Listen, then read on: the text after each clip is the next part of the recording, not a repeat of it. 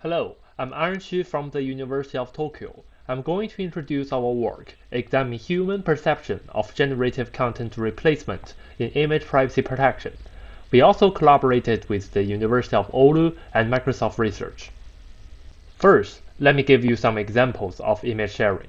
Here, we have some images that are about to be shared online, and they may have different kinds of content that might threaten the privacy of the owners.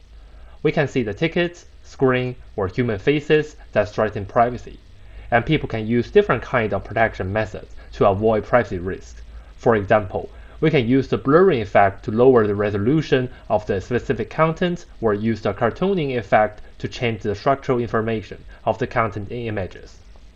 Here, we have more examples. We can also choose different kinds of methods. We can use the color filtering method to give random pixels to the privacy-threatening part of the images. On the right side, you can see that the specific content is removed by the machine learning-based model for the purposes of privacy protection. However, there exist some difficulties in choosing proper methods. As the protection intensity gets stronger, people generally become more unwilling to share images online. For example, here we have a photo of some city scenery. If using the color filtering method to protect the background information for the purposes of not leaking location information to malicious people, for the owner not willing to share such an image because the image is not appealing anymore. However, using the cartooning method will be insufficient to protect privacy, though maintaining the sharing willingness. There also exist many other problems. For example, deep learning models are able to upsample low-resolution images, which means that if you use methods such as blurring or cartooning, they are highly likely to be restored in the future. Meanwhile, although we are able to totally remove privacy-threatening content in given images, the story of the images will also disappear, so people cannot figure out what is going on in the images. Therefore, we developed a novel method called Generative Content Replacement, or in short GCR. It aims to solve the above-mentioned issues by making a balance between privacy protection and image sharing willingness. In this example, GCR generates a fake but realistic substitute to replace the real car to protect privacy. The next example is a man sitting on a chair, and GCR can change it to another fake generated person to avoid personal information being disclosed. In this photo, GCR understands the contextual information of the road sign and generates a fake one to avoid the leakage of the location information of the owner. GCR has multiple merits. The generative content has no relationship with the original content, so it has no real privacy threat. Also, GCR can preserve the contextual information of the images as well as preserve the visual consistency. Here we have a more detailed explanation of how the GCR method works. When images are input, the GCR first uses an image captioning model called Bleep2 to understand what is going on in these images, like the tickets on hand or a man playing tennis. Then, the Bleep2 model will output the meaning of the images to the Stable Diffusion model to generate realistic substitutes and blend them into images. So, as we develop a novel image privacy protection method, we need to verify its effectiveness. First, we need to select some reference methods for our comparisons to see how GCR works in all kinds of image editing scenarios. We choose two standards for the selection of reference methods. The first standard is called detectability, describing to what extent the viewers can detect the edits. The second standard is called vulnerability. It describes to what extent can viewers identify original content from the edited images. We then choose four reference methods, each referring to a specific combination of one of the two levels of detectability or vulnerability, including blurring, cartooning, color filtering, and removal. We then selected image data to be precise in the GCR method and all four reference methods. We selected 270 images from an image privacy dataset called DEEP2. Each of them contains one of the 23 privacy-threatening content. Because we have GCR and four reference methods, we got 1,350 edited images in total. We recruited 135 participants in the prolific platform and assigned each of them 10 random images, both from the GCR and the four reference methods. Our user study includes two stages. In the first stage, we will ask questions about the detectability, and we will not tell participants that these images were actually edited. At stage 2, we will ask them questions about the vulnerability and other aspects, directly telling them these images were edited.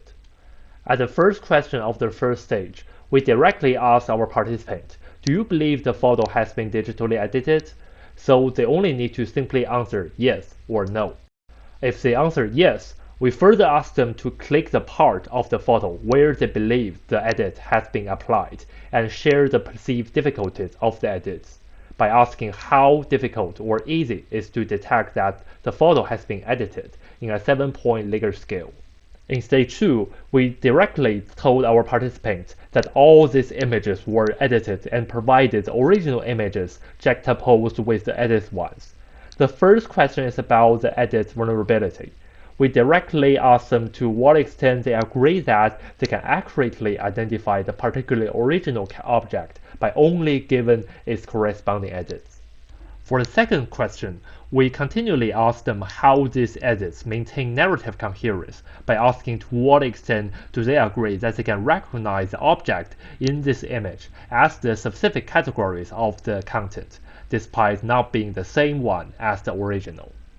Then, participants were asked to answer how much degree the visual harmony is perceived in the edited images compared with the original ones, by asking to what extent do they agree the edited content visually blend with the rest of the image, maintaining the visual harmony as well as original objectives. Finally, we asked to what extent do they find the photo with the edit satisfying. At last, we ask them to click the corresponding part of the original image that matches the object that is in the given images to ensure that they understood where the image were actually edited. We also add the integrity check questions by simply asking them to select the strongly agree option in the given question at a random place in both stage 1 and stage 2. And here is our overall result. We finally got 121 valid participants out of the 135. We got 1,148 valid answers because sometimes participants could not understand where the edits actually appeared. Here is the overall result of our study. We found that 60% of GCR edited images could not be detected in the first questions. Our logistic regression shows that the significant difference between GCR and blurring, cartooning, and color filtering. And for the difficulties of how participants found these edits, our participants saw that the GCR edits were significantly more difficult to be discovered compared with any other method, confirmed by the Mann-Whitney test. For the result in stage 2, our GCR methods showed the second highest vulnerability. The Mann-Whitney test showed there was no significant difference between the GCR method and the blurring method. For the question about the overall narrative coherence, our GCR method is the second highest method, only below the cartooning method. For visual harmony, the GCR was considered the highest and also significantly higher than other groups. For the overall satisfaction, our participants thought GCR was the most satisfying method. Finally, I would like to discuss some potential application scenarios for our GCR method.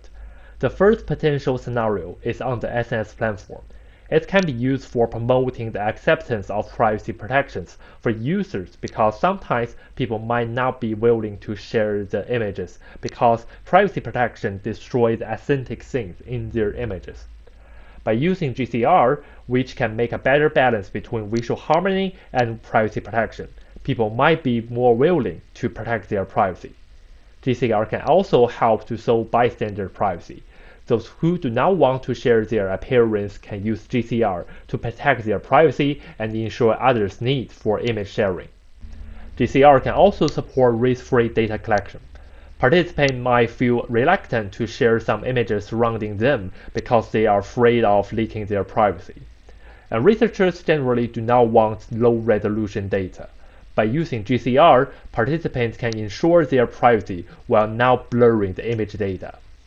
There exists some ethical consideration for GCR. It has the potential to change aesthetic features, such as changing skin color, for example, from African to Asian, or change cultural representation, for example, from Japan to the US, which might cause some problems for specific groups.